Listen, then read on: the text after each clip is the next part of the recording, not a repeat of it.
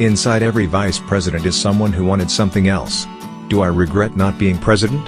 Yes, said Joe Biden, who occupied the vice presidency before Mike Pence.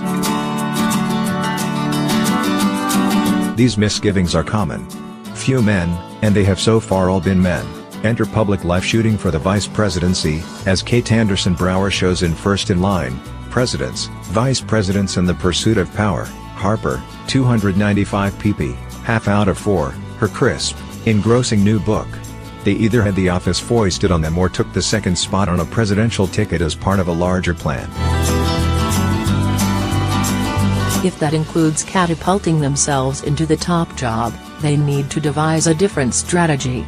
Only George H.W. Bush was elected president on his own after serving as vice president during the 20th century, and before that, Martin Van Buren in 1836 was the last vice president to make the move. 9 vice presidents have become president after the president either died, was assassinated or resigned. Some of them, such as Andrew Johnson and John Tyler, were among the most lackluster occupants of the White House, while others, primarily Theodore Roosevelt, Harry Truman, and Lyndon Johnson, became some of the nation's most consequential presidents.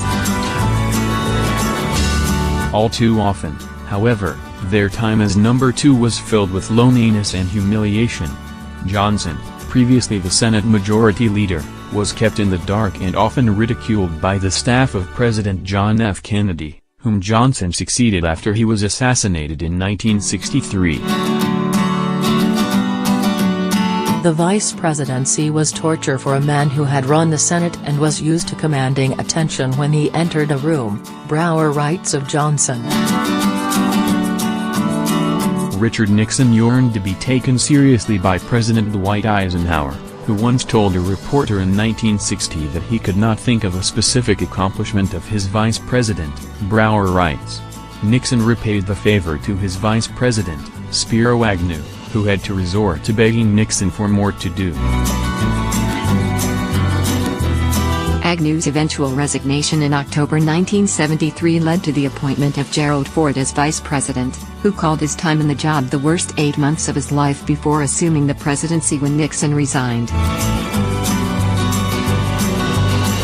Brower dutifully touches the bases of the most recent vice presidents, primarily Truman, Nixon, Bush, Dick Cheney, Biden, and Pence. She is particularly sharp on her reporting on how First Lady Melania Trump argued for Pence as then-candidate Donald Trump was deliberating over whom to pick as his running mate. Melania's shrewd instincts proved correct. Mike Pence was by far the least controversial on Trump's list of vice presidential candidates, Brower writes. First in Line is not a deep historical treatise that examines the lives and times of our recent presidents. It does not need to be. Instead, Brower delivers what she did in her previous books, The Residents and First Women, a readable, insightful account of how the vice presidency has evolved and the men could end up in the Oval Office someday.